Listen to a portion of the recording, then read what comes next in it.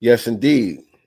Yes, indeed. So like I was saying, man, when you look at that doo-wop scene on the Super Bowl halftime show with Kendrick Lamar, that part stood out to me because it really illustrated the connection between all of our music genres. The music genres that come from foundational Black American culture have this continuity that is there, um, but with each generation, it's always like this generational divide that takes place where the youth, they do their own version of what their parents and their grandparents was doing. It's really the same thing, but they put their own spin on it.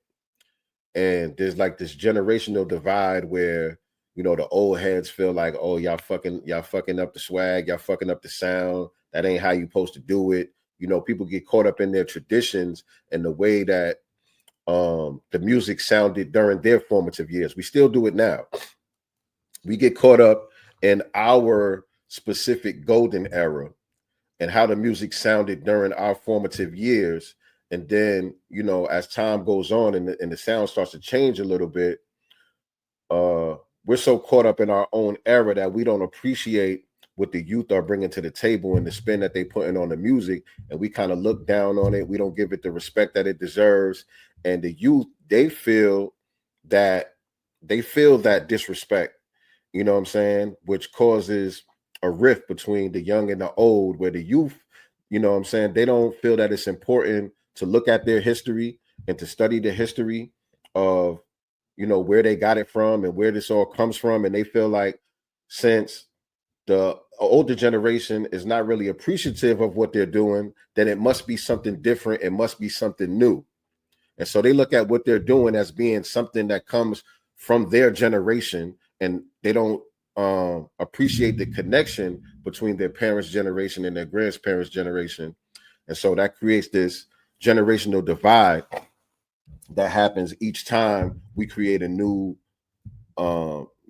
they call it a music genre, you know what I'm saying? Really, there's no such thing as a music genre. It's all the same thing. They just create a newer version of it. They put their little spin on it or whatever. And the history doesn't get passed down. You know what I'm saying? The history gets lost, the connection gets lost. And then also what happens is the slang changes. The slang changes and the terminology something new to you because you don't know your history. You know what I'm saying? And so we trying to bridge that gap. You know what I'm saying?